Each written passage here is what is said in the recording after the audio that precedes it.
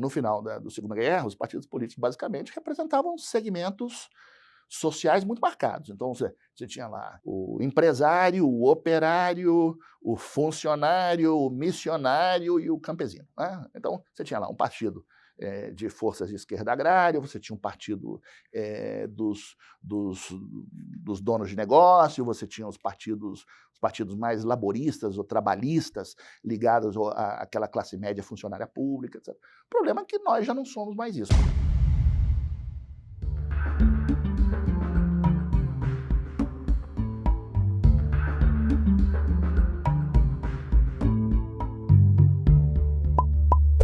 Olá, o Canal Brasil recebe Silvério Zebral Filho para uma conversa muito importante sobre democracia, governos, desafios políticos de maneira geral, com um olhar, um foco, uma atenção especial às Américas. Silvério, obrigado. Eu é que agradeço. Queria começar aqui tentando compreender um pouco o que é a OEA. O que significa esta sigla OEA e qual o papel da OEA no universo político e no universo mundial de uma maneira geral? A OEA é a Organização dos Estados Americanos.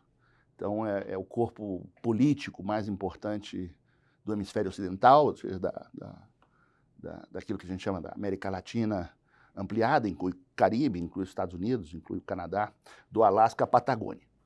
E a melhor maneira de explicar o escopo de atuação da organização é mais ou menos o mesmo das Nações Unidas. Então, quando eu estou com os meus alunos nos cursos de introdução de instituições internacionais, eu digo, olha, ela é as Nações Unidas das Américas. Né?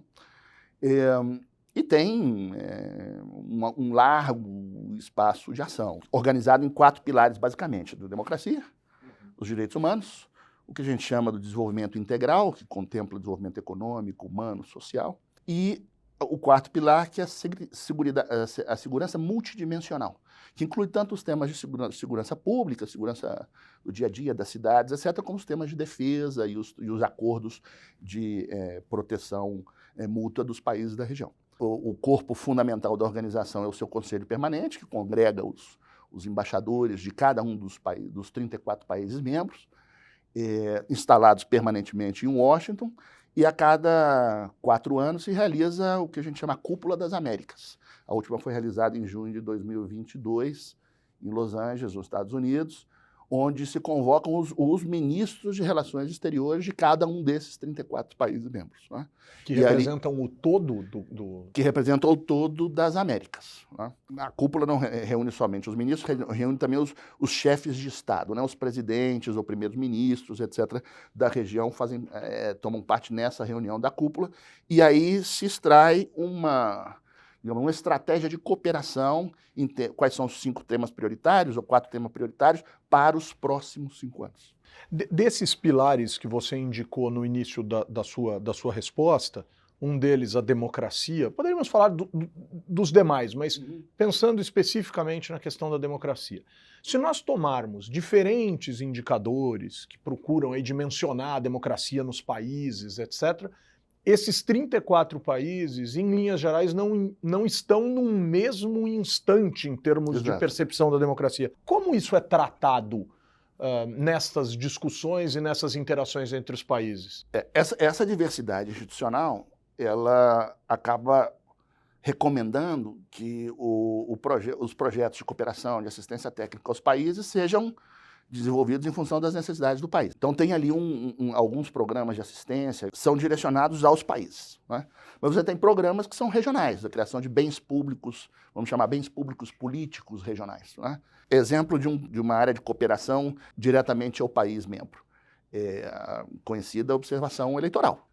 Ou seja, a organização é convidada, assim como outras organizações da região, a observar um processo eleitoral no Peru, ou no Brasil, ou em algum outro país da região. Outra assessoria ao país, no âmbito da gestão pública, que está debaixo desse eixo também da democracia. Por exemplo, um projeto de 2014 de ajudar o Ministério de Planejamento, Orçamento e Gestão, o antigo MPOG do Brasil, a criar um sistema de controle do pessoal da administração pública federal. interessante observar que um exemplo tem que ver com o mundo político per se, que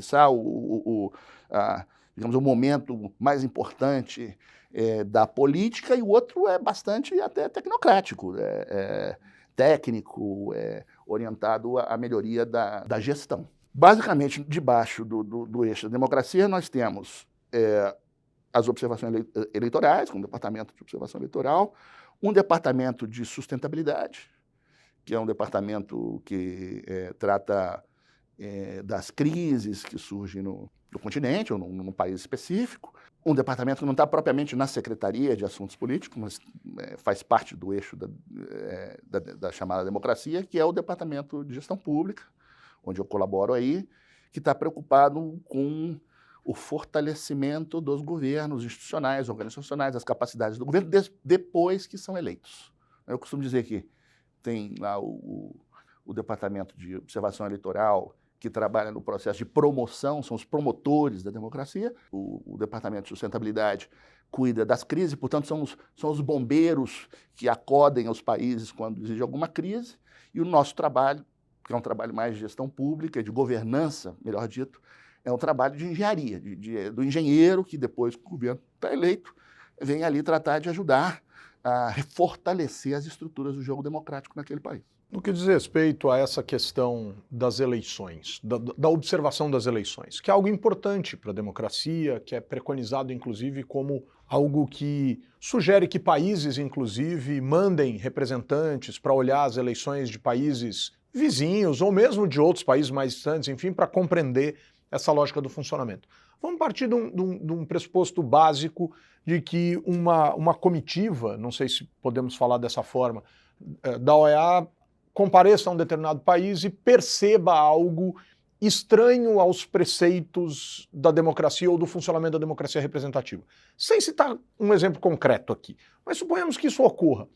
O que é feito a partir de então, Zé Brau? Quer dizer, eu faço um relatório e digo que o processo teve algum problema, há algum tipo de possibilidade de interferência, há uma crise diplomática. O que exatamente acontece a partir de uma percepção de que alguma coisa está fora da ordem, diria Caetano Veloso? A responsabilidade por essas atividades não recai sobre mim nem sobre o departamento para o qual eu trabalho. Recai com os meus colegas do Departamento de Observação Eleitoral. Uma observação eleitoral, isso é interessante para esclarecer, ela parte de um convite do país que realiza a eleição. Basicamente, o processo de observação ele tem uma característica bastante técnica. No passado, inclusive, a OEA fazia um exercício, quando eu participei como observador eleitoral, fazia um exercício de estatístico que permitia, à época, antecipar com alguma precisão o resultado esperado, não é?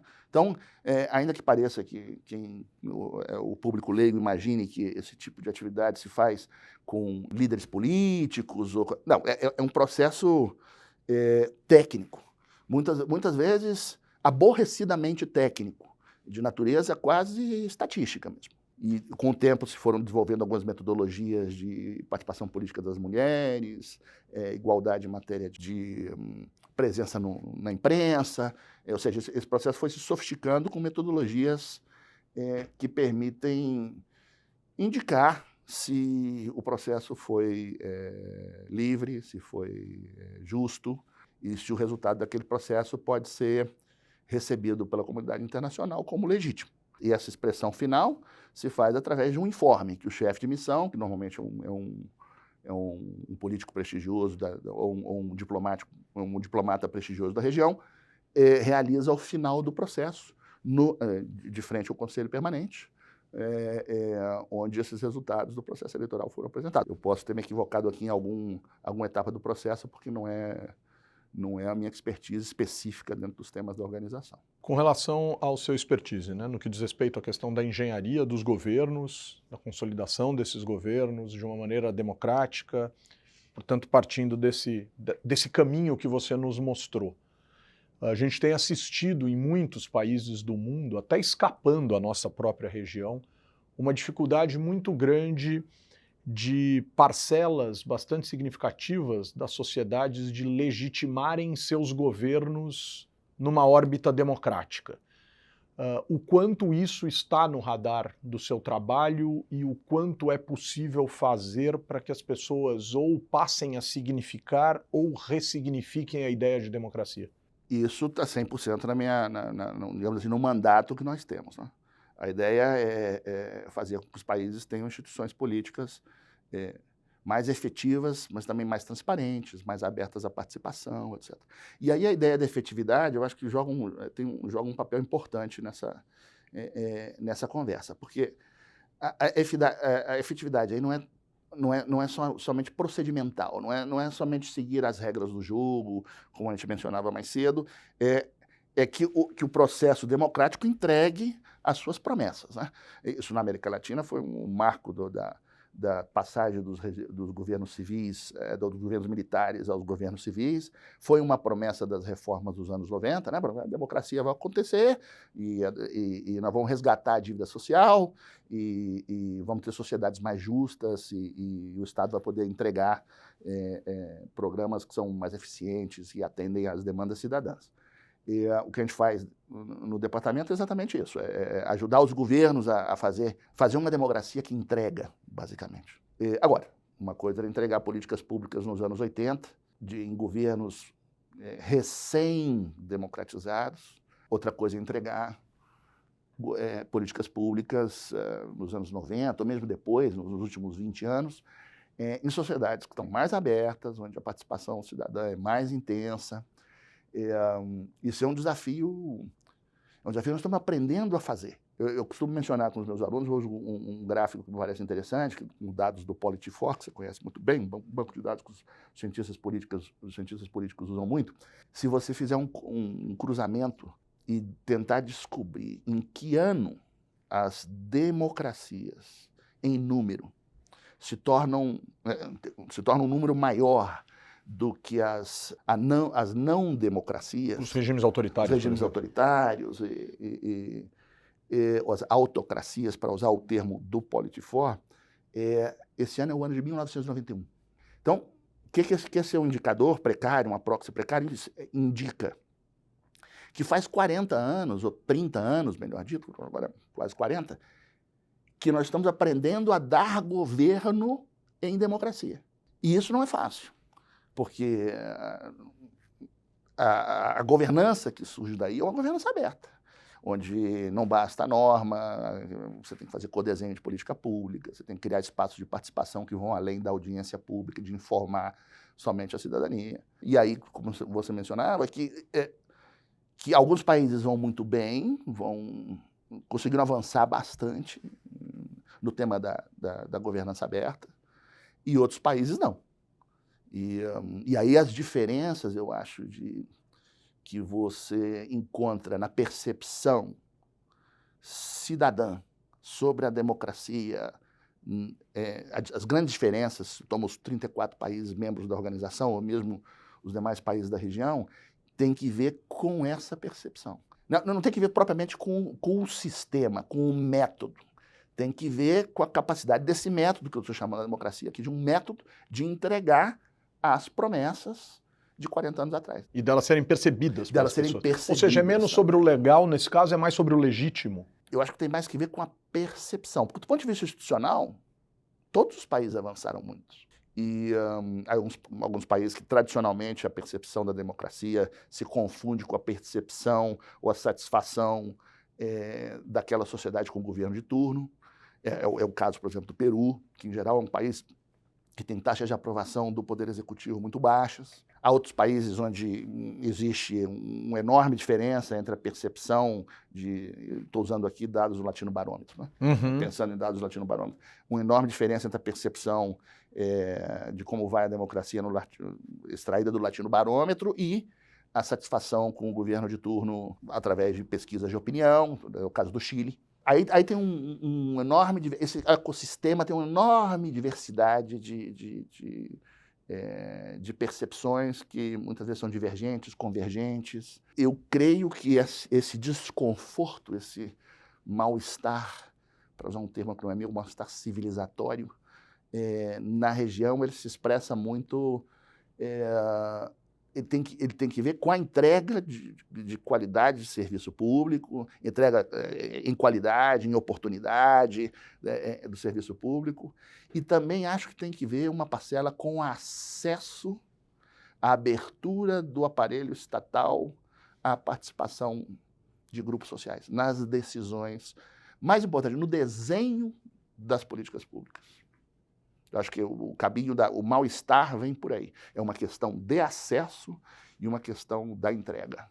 Como é que a gente pode perceber o sentimento destas pessoas em geral, destes países, em relação ao desafio que existe entre votar para a escolha dos seus representantes, e há quem diga que não se vota mais em algo, mas sim contra algo, enfim, tem aí toda uma discussão, acho que o Manuel Castells trouxe muito isso nos anos 90, justamente nesse instante em que mais se votou em regimes democráticos no mundo, como você observou aí no ano de 1991, mas o quanto que as pessoas percebem este exercício da escolha e o quanto as pessoas já se entenderam como responsáveis pela construção de políticas públicas. Há um esforço dos países para isso?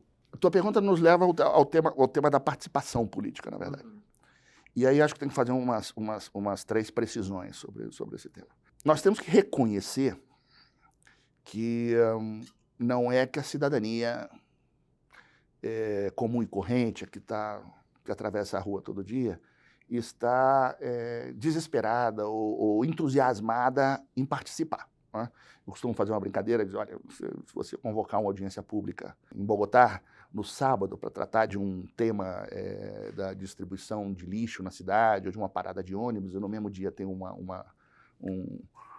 jogo do Real Madrid com o Barcelona, possivelmente você vai ter dificuldade de mobilizar cidadãos interessados naquilo ali. Então, a participação é importante.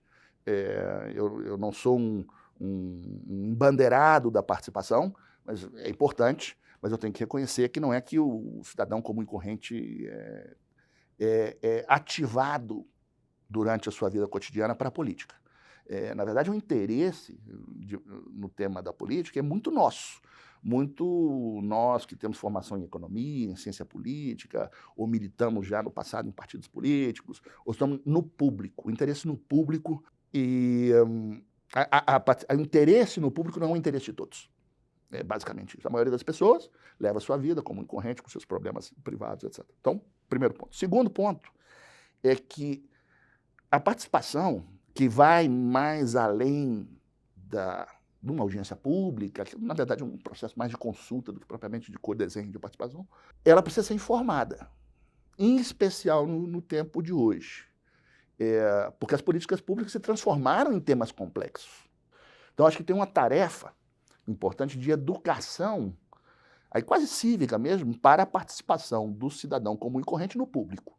Que é um mix entre informação e formação. É um mix entre informação e formação. Informação e formação. Gostaria de ver mais efervescência física e mais movimentos como o Renova BR, como outros movimentos aqui, educando a cidadania, não somente os líderes políticos, não, para a participação em decisões públicas. Os espaços estão acontecendo, estão se abrindo. Eu vejo laboratórios de inovação na cidade de São Paulo, no Rio de Janeiro, vejo coletivos organizando para participar ou para intervir em temas de discussões ambientais, em temas de organização do espaço urbano. Existe uma efervescência embaixo, dos que creem que a crise da democracia liberal ela é nos parlamentos. Se olhar de cima, você vê uma crise. Os parlamentos, os problemas de falta de integridade, corrupção, etc. Se você olhar de baixo, tem uma efervescência aí, que é uma efervescência dos últimos 20 anos, muito potenciada pelas redes sociais, e precisa canalizar essa efervescência para uma participação mais informada. E aí o terceiro ponto, e eu encerro aí, é que, cuidado, porque uma participação política em decisões de políticas públicas complexas, essas decisões são complexas e necessitam de uma participação informada porque são complexas para que sejam consequentes. Cuidado com esses espaços, porque esse é o espaço ideal para a captura da política pública por um interesse privado. Por que isso? Quem são os atores sociais mais bem informados em matéria de, vamos ver, transição energética nas grandes cidades? São os atores que são produtores de tecnologia, né?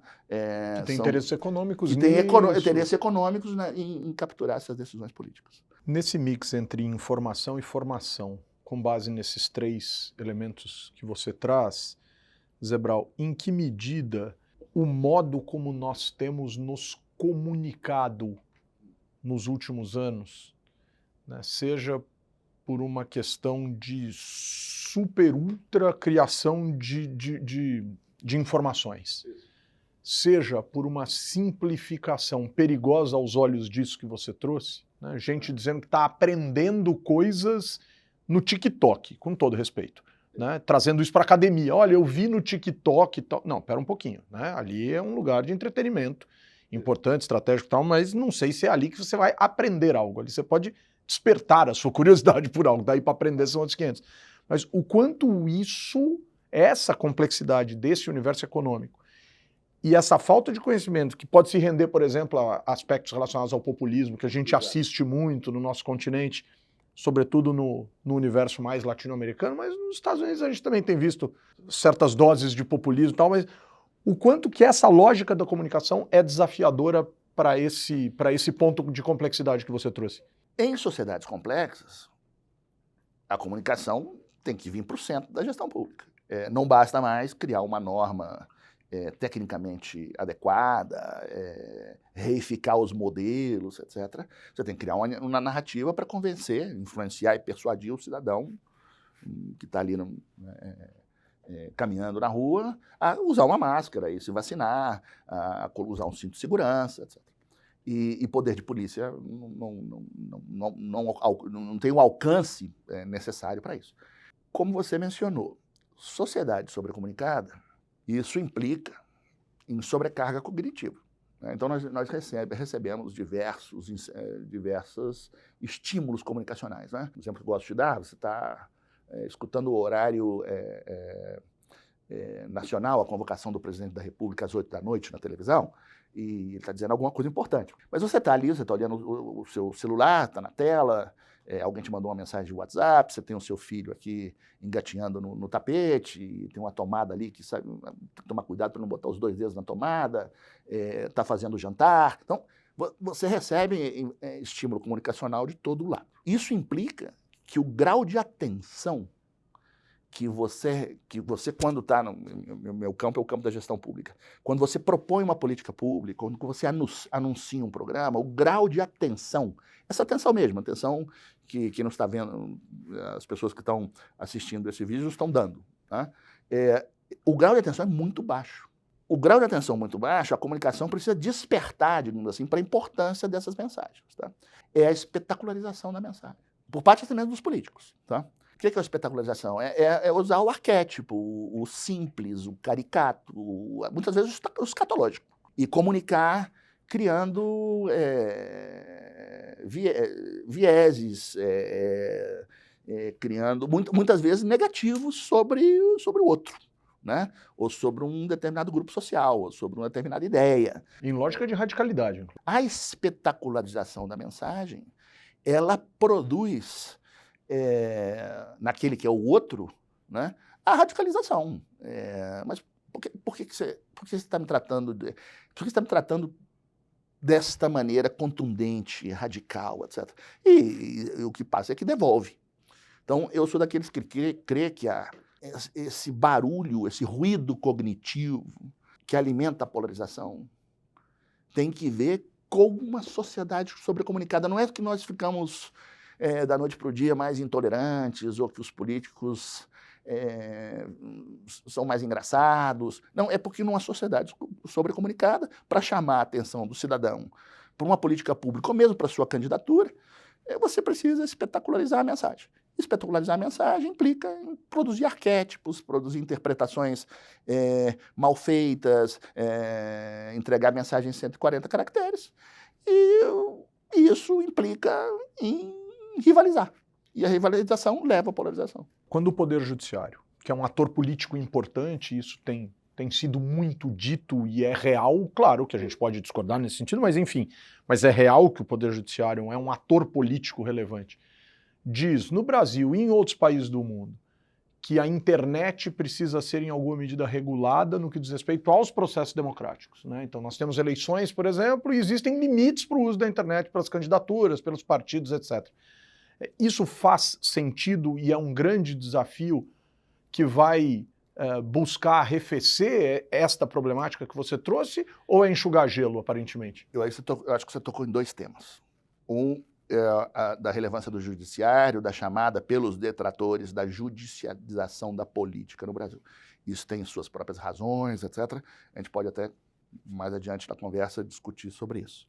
Acho que tem que ver também com a perda de capacidade do parlamento de produzir consensos mínimos. O que deve ser proibido no espaço, no mundo real, na rua, nos ambientes privados, etc., deve ser proibido no mundo virtual. Agora, você pergunta, como é que a gente faz a regulação disso, né, no mundo da inteligência artificial? Eu não sou um especialista em tecnologia. Mas o que me chama a atenção, e a observação é de um cidadão comum e corrente que enfrenta esse tipo de dilema todo dia, né? Então tem ali a promessa da liberdade, do espaço das redes sociais como espaço de expressão dos grupos que nunca encontraram veículos de expressão. Eu acho que tem um valor do ponto de vista das liberdades que é importante preservar. Agora, a toda liberdade corresponde uma responsabilidade. E é impossível responsabilizar alguém de alguma coisa se você não identifica esse alguém. Eu gostaria de ver um mundo virtual no Brasil onde as pessoas pudessem atuar livremente, expressar suas opiniões, suas diferenças, suas identidades, etc. Mas onde você pudesse garantir que por trás daquele avatar ou robô, etc., está o Humberto, está o Silvério, com nome e sobrenome, com um número de identidade. Responsabilizável. Responsabilizável. Você vai me dizer, mas não existe solução tecnológica para isso? Eu acho que existe, porque nós interatuamos com o sistema bancário no Brasil, usando os dados, nossos dados, identificação, inclusive, de íris agora, das mãos, né, da polegada. Né? Eu acho que, do ponto de vista tecnológico, existe solução para isso. Mas, por princípio, a toda liberdade corresponde uma responsabilidade. E para o exercício da liberdade, a identificação não é não tolhe a liberdade. Ela permite a responsabilização. E eu acho que esse é o caminho da regulação. Não é o caminho do não pode. Não é o caminho de, não, isso aqui, a liberdade vai até aqui. Eu prefiro tomar o primeiro passo de identificar, para garantir que amanhã, se eu sinto minha liberdade afetada por alguma ação sua, comunicação, no mundo das redes sociais, eu posso tomar as providências e posso tomar providências contra alguém identificável. Né? Alguém que eu posso usar os mecanismos que já existem da justiça comum e corrente no Brasil para responsabilizar.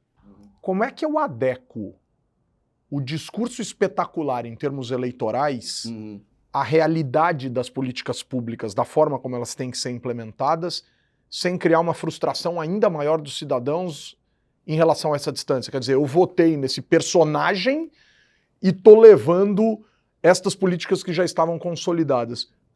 Essa é a pergunta do 1 milhão. Vamos responder e ficar vamos tentar pensar juntos. Eu não tenho resposta fácil para ela, não.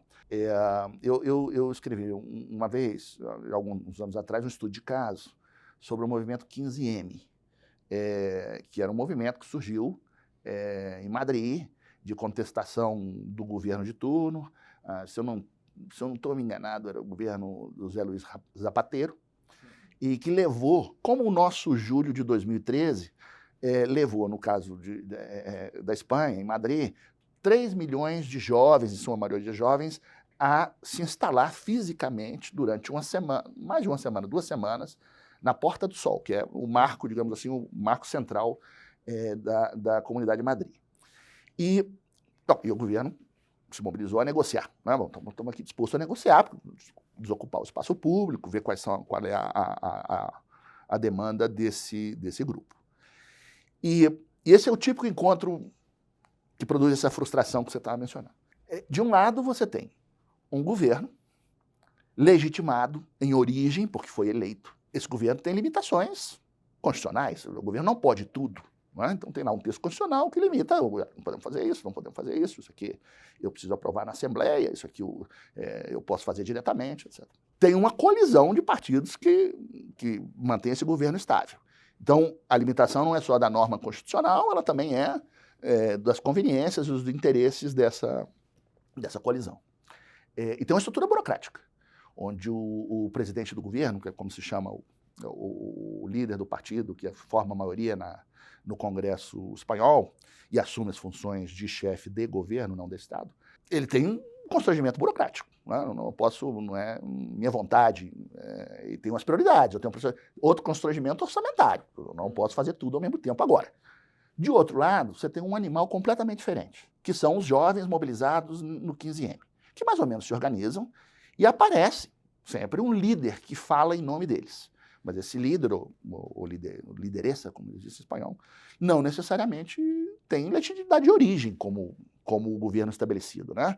É alguém que surge ali, pode ser inclusive um aproveitador qualquer, que se faz líder de um pequeno grupo e se torna porta-voz daquele grupo. Não tem constrangimento legal. As demandas ali são livres, pode pedir tudo. Muitas vezes não tem uma agenda organizada.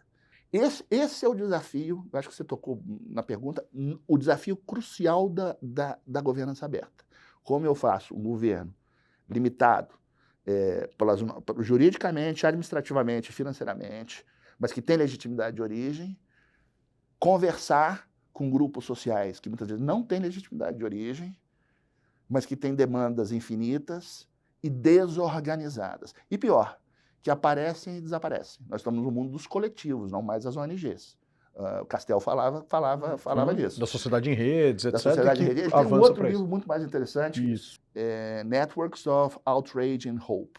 Uma coisa assim, a tradução. Isso. Que me parece ainda mais interessante. Porque, claro, o problema ainda é que esses coletivos aparecem e desaparecem. Portanto, acordos de longo prazo são ainda mais difíceis. Que é o livro que ele coloca, inclusive, ele consegue colocar a Primavera Árabe... Exatamente. Tem coletivos virtuais que não conseguem se expressar no mundo concreto. Isso. Né? Agora, Zebral, como é que eu olho para dois elementos fundamentais nessa história toda?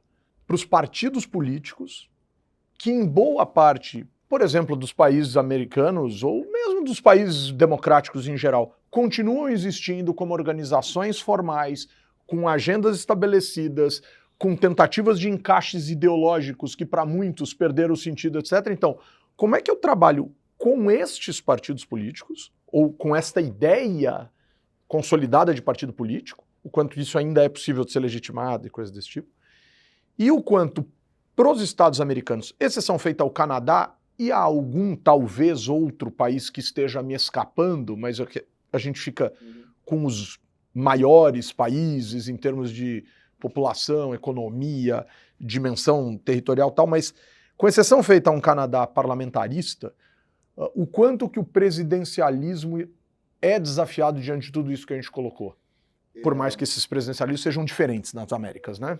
Aí estamos escapando do mundo da participação e entrando no mundo da representação. Uhum. E eu acho que o mundo da representação, os desafios não são menores. Esclarecendo, isso não é um problema do Brasil. Nós brasileiros temos essa mania de crer que todas as tragédias são muito nossas. Jabuticalização de tudo. Né? Isso é muito brasileiro. Não. Se você começar, vai aqui do lado, nos amigos do Cone Sul, ou mesmo na América Central, ou mesmo nos Estados Unidos, Canadá, ou nos países desenvolvidos, você sai um pouco da região, você vai encontrar o mesmo problema. Representação política. Vamos falar primeiro dos partidos políticos, dessa formal, né, que forma os parlamentos, etc. Não há lugar no mundo, exceto naqueles que transitaram da democracia para a autocracia, ou para os regimes autoritários, como você chamou, onde não ocorreu uma fragmentação dos partidos políticos. Então, você, não sei, usa lá o indicador do Jairo Nicolau para ver o número de partidos políticos efetivos no Congresso. Não há país onde esse número diminuiu. Se olha México, tinham 3 partidos, PRI, PRD e PAN. Hoje tem PRI, PRD, PAN, PT, Morena, e os tradicionais tiveram performance comparativa bastante precária na última eleição. Tá? Brasil igual. Nós já tivemos um sistema de 2, um sistema durante a ditadura, depois abrimos para ter um sistema de 9. Eu não, a última vez que eu olhei, tinham 34 registrados no TSE, e eu acho que o número está errado, deve ser mais que isso. A fragmentação é resultado de uma sociedade que se complexificou. No final da Segunda Guerra, os partidos políticos basicamente representavam segmentos sociais muito marcados. Então, você tinha lá o empresário, o operário, o funcionário, o missionário e o campesino, né? Então, você tinha lá um partido de forças de esquerda agrária, você tinha um partido dos donos de negócio, você tinha os partidos mais laboristas ou trabalhistas ligados àquela classe média funcionária pública, etc. O problema é que nós já não somos mais isso. Cada um de nós aqui já não tem um papel social mais. Eu vejo o meu caso, eu não me encaixo. Funcionário na OEAS, mas eu também dou aulas. Essas categorias que sociais, inclusive, professor, aluno, essas grandes dicotomias que organizavam a vida há 40 anos atrás, 50 anos atrás, elas desapareceram. E as próprias identidades hoje, que eram 2, né, que se expressavam, hoje são várias, né? Então, o problema é que onde eu me encontro no sistema de partidos, né, eu já não me encontro em lugar nenhum. Antes eu me encontrava, se eu era um católico, um cristão, eu havia um partido democrata cristão. Se eu, não sei, era um trabalhador de um chão de fábrica, eu me encontrava no Partido Socialista, ou Partido dos Trabalhadores, etc. Como eu já não sou mais uma coisa só, eu já tenho 2, 3 cartões de visita, e aqui eu sou aluno e ali eu sou professor, cada indivíduo tem vários papéis sociais à vez, eu não encontro no sistema de partidos políticos aquele partido que eu vou associar-me, filiar-me, etc., por um largo tempo. Além do que, a própria fragmentação gera um custo enorme informacional, de informação para mim, porque não tem 5, 6, 7, 8 ideologias aí disponíveis. Tá? E isso implicou numa queda da membresia, da participação nos partidos políticos, queda na identificação do cidadão comum e corrente com uma linha política. O partido político é uma instituição política do século passado. E ele, ao meu juízo, é uma interpretação bastante original, e de novo, estou aqui falando em meu nome, não em nome da OEA. E gradualmente, ela foi, nós estamos observando, a substituição desse veículo de representação por outros. Primeiro as ONGs, depois os movimentos sociais, as comunidades, os coletivos agora, e os coletivos virtuais que você mencionou. Estão surgindo em toda a América Latina candidaturas independentes. Candidaturas que já não necessitam dos partidos políticos como veículo para representação, essa política formal, etc. O que vem depois disso? Depois do partido político? Ele resiste onde resiste por conta, a meu juízo, de um monopólio legal que está na lei das candidaturas, que diz, para você se apresentar, você precisa se associar a um partido político. O que vem depois do partido político? Não sei. Uma foto que me chamou muito a atenção na aprovação da reforma da Previdência, por exemplo, no Brasil, no dia em que se definiu que teríamos uma reforma efetiva da Previdência, é que as pessoas ficaram muito atentas ao placar, aquele grande painel na Câmara dos Deputados, olhando como é que tinha sido a votação. E talvez tenha escapado a muitas pessoas a quantidade de cabeças parlamentares que olhavam para o placar, só que elas não olhavam sozinhas. Então o que se viam eram cabeças e telas de celular apontadas para o placar.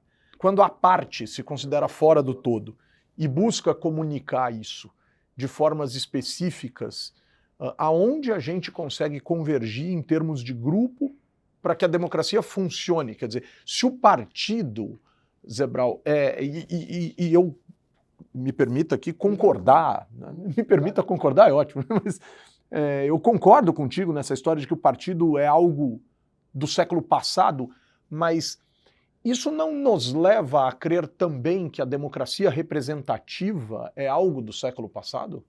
Na forma como ela foi concebida em torno dos partidos, do funcionamento dos partidos, etc.? Eu acho que a democracia representativa não é algo do passado. Ela tem uma natureza diferente. A representação vai existir, mas ela vai combinar elementos de representação com deliberação. Vale a pena ler, e eu recomendo na leitura para quem está nos escutando, vendo, um livro chama Teoria da Democracia Complexa, do Daniel Ineriati. E a primeira crise que ele menciona lá é mesmo de categorias. Ele fala, olha, antes de discutir a crise das instituições, nós precisamos começar a discutir a crise das categorias. Os partidos que existem hoje é aquilo que a gente chamava de partido político há 50 anos? A representação significa a mesma coisa? Tem sentido falar em democracia representativa? São conceitos que você, que eu, que os nossos colegas no mundo da economia política ou da ciência política, são os conceitos operativos que você utilizava para dar aulas e formar os alunos e os profissionais dessa área. Os próprios conceitos já não servem, ao meu juízo, de muita coisa.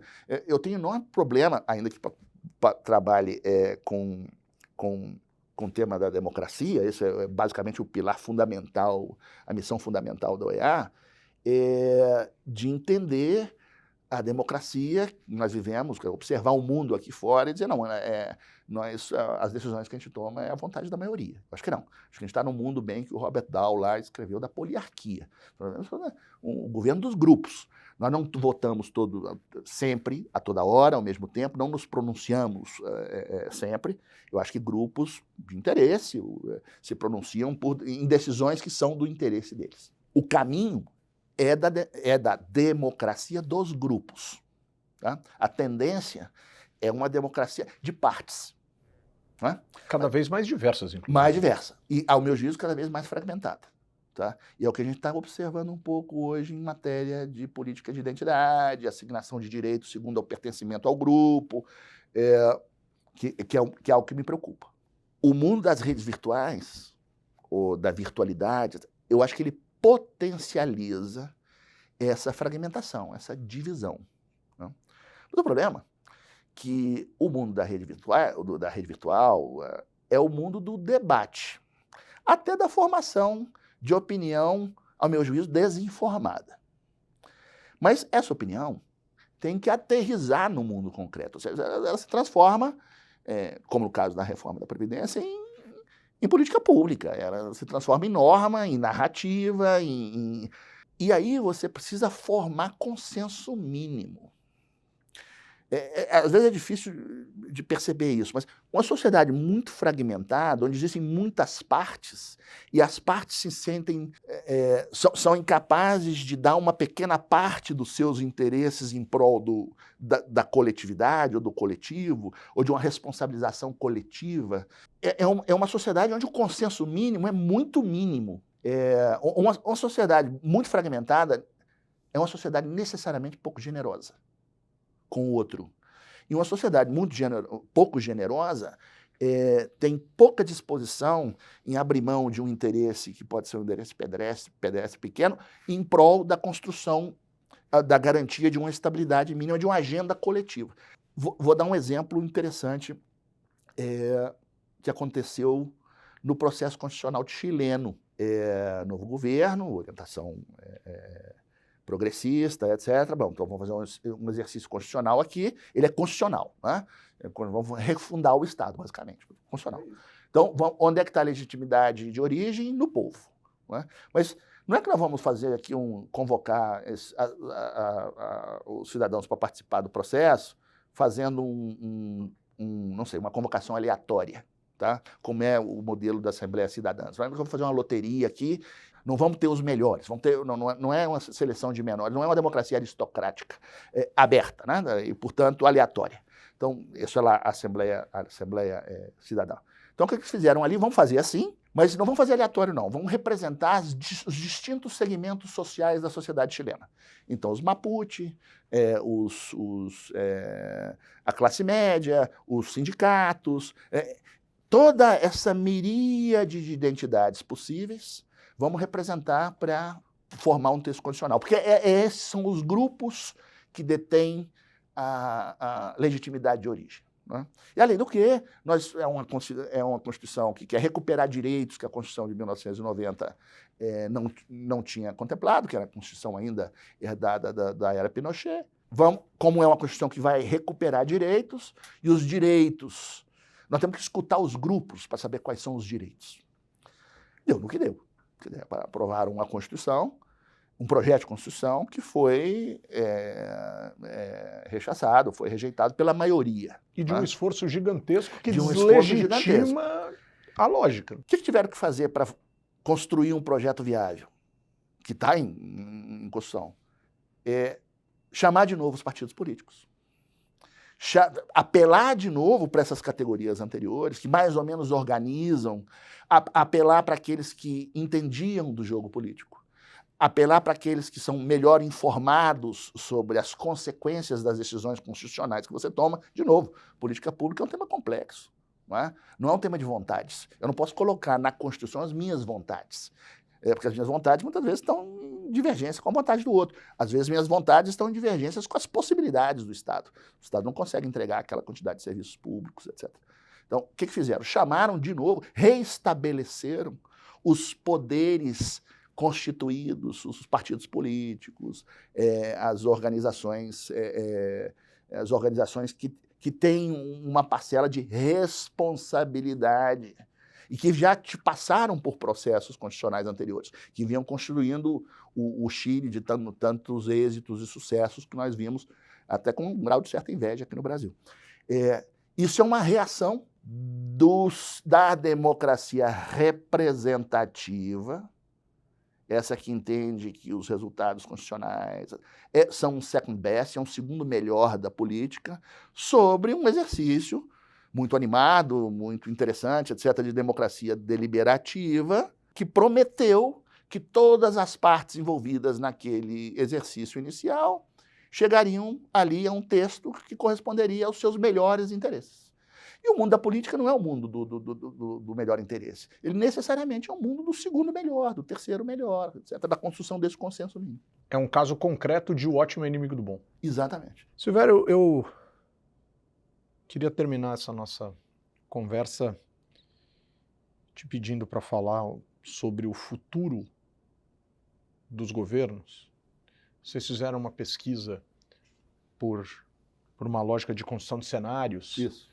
Né, durante a pandemia, e aparecem resultados muito importantes do ponto de vista do que seria ou do que pode ser o futuro desses governos, e obviamente numa pesquisa de cenários em diferentes perspectivas. Como é que a gente pode encerrar essa nossa conversa diante desses desafios, sejam eles os mais complexos possíveis, sejam eles aqueles que talvez nos tragam alguma expectativa positiva em relação ao que será da nossa ideia de democracia? O exercício foi um exercício feito, é um exercício prospectivo, de cenário, feito pela OEA, no âmbito de uma iniciativa da OECD, que convocou várias outras instituições, organizações internacionais, e para tentar refletir o que é o governo depois do choque. Né? O choque aí se referia à pandemia da Covid-19.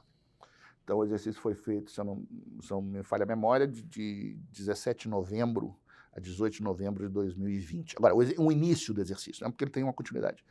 É um exercício prospectivo, se faz opinião informada, ou seja, com especialistas em diversas áreas, especialistas latino-americanos, 14 países representados, e ele chegou a umas conclusões organizadas em 5 grandes tendências, que também não vale muito, é um tema mais acadêmico, envolve literatura complexa em matéria de ciência política, não vale a pena tratar aqui. Que é aquela lógica dos tipos de sociedade, tipos de né?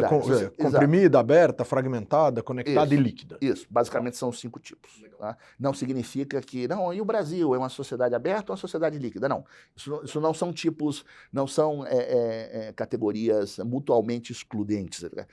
O Brasil vive elementos dos três tipos de sociedade. Primeiro era sociedade comprimida. Não sei nem se o termo comprimida faz sentido em português, mas é uma ideia que está lá no David Harvey, da condição pós-moderna. Nós vivemos tempo de compressão em espaço. Então, quem tinha sala hoje tem cubículo. Quem tinha apartamento de 2 quartos hoje vive no kitnet. Os próprios carros, a experiência da urbanicidade é uma experiência de compressão de tempo e espaço. Qualquer um que está nos ouvindo entende perfeitamente isso. Os governos passam por esse mesmo problema, tá? Que é uma compressão de demandas cidadãs, responsabilidades e falta de recurso fiscal. Tá? Muitas vezes, falta de recursos humanos, de capacidade humana para cumprir com essas responsabilidades. Os municípios estão passando isso no Brasil. Agora, os municípios, se me corrija se eu estiver equivocado, são obrigados, quando propõem uma política pública municipal, a realizar um exercício de avaliação ex ante do impacto dessa política pública municipal. Mas isso é um exercício sofisticado, necessita um economista, necessita uma base de dados, muitos municípios não têm condição de fazer. Então, acham que São Paulo tem.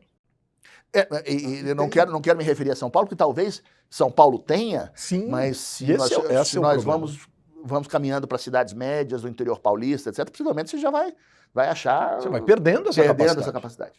E as responsabilidades estão sendo cada vez mais empurradas sobre os municípios. Não é só um problema do Brasil, é do mundo inteiro, mas com esse déficit tanto fiscal, mas também de capacidades. Qual é o problema na sociedade comprimida?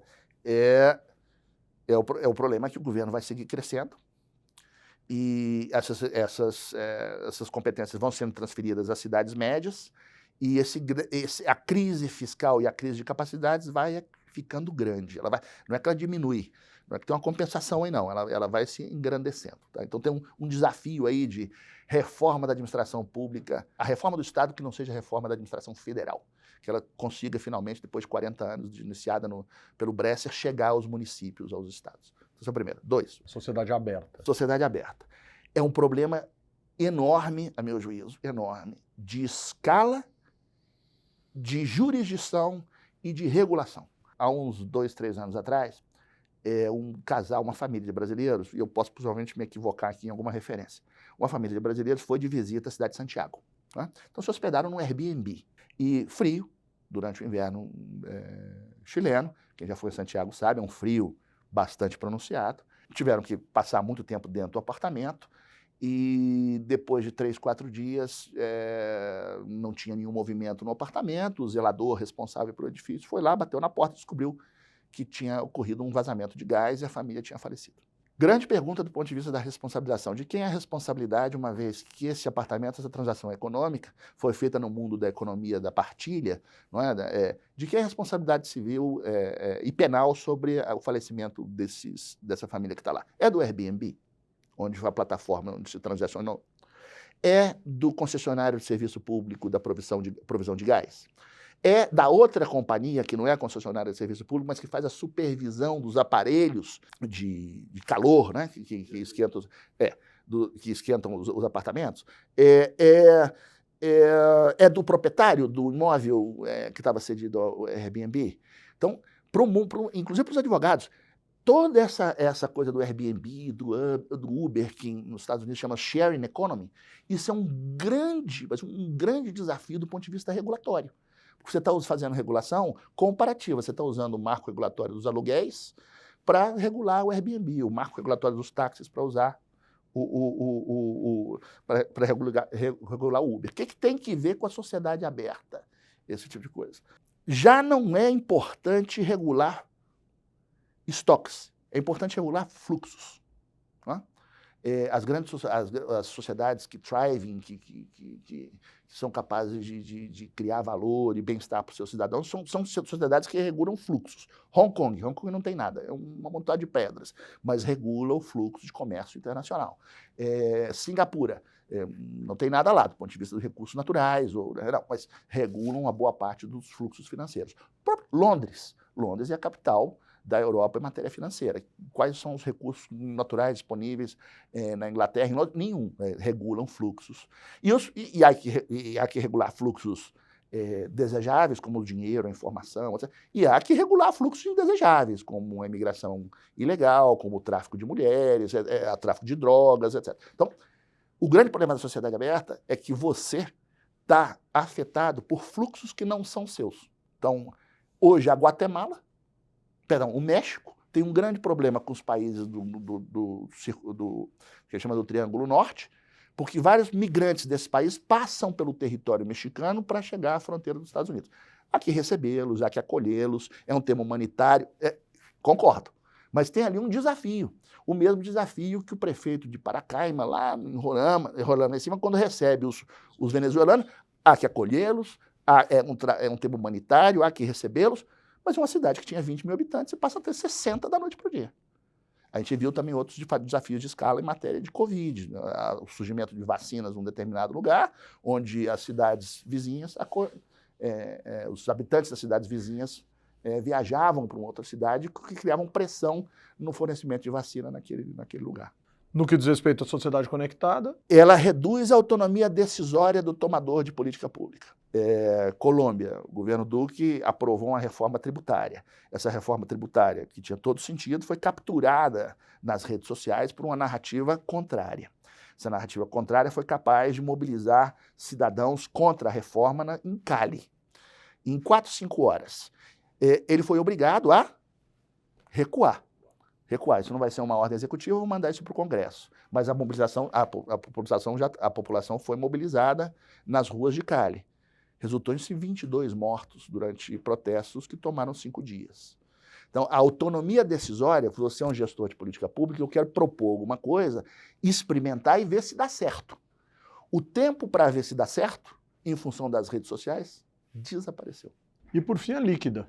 É uma ideia conhecida do Zygmunt Bauman, meu marxista preferido, ainda que não militemos, não é santo de minha devoção, não militamos no mesmo espectro ideológico ou político, que seja, mas é uma ideia interessante. Nada é feito para durar.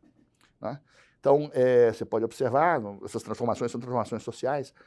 Hoje é comum, eu penso, meu pai trabalhou 40 anos no mesmo lugar, né? É casado há mais de 50 anos com a mesma esposa, viveu sempre numa mesma cidade, em 2 cidades, né? Eu tenho 50 anos, já vou para o 3º casamento, agora sim, encontrei, mas já morei em 6 cidades diferentes, já trabalhei para 6, 7, 8 organizações diferentes, e isso que nada é feito para durar, do ponto de vista do setor público, aí a gente encerra, implica que um desafio para o planejamento. Todo esse arcabouço de planejamento de longo prazo que existe no Estado brasileiro, os PACs, os PDAs do passado, os planos estratégicos de horizontes de 5, 6 anos, eles são obliterados pelas condições do entorno que mudam. Então você vai revisitar, muitas vezes você faz o exercício, nós fizemos na Guatemala um exercício de planejamento estratégico, de visão, chamava Plan Catum 2030, do estado da Guatemala. O exercício foi feito em 2015, e se você revisitar o plano, ele já não faz nenhum sentido. Porque as condições de entorno, fiscais, ambientais, em todas as vertentes, elas mudaram muito. Alguma coisa vai ter que ser inventada, algum outro método de planejamento, talvez por cenários, talvez métodos interativos, vai ter que ser inventada para substituir todo esse arcabouço de planejamento estratégico que se realiza no setor público, não só do Brasil, como nos outros países da região. Desafios de natureza democrática, desafios de natureza política, desafios de convívio, de lógica social, de comunicação. O Canal Brasil conversou com Silvério Zebral Filho. Zebral, muito obrigado. Eu é que agradeço.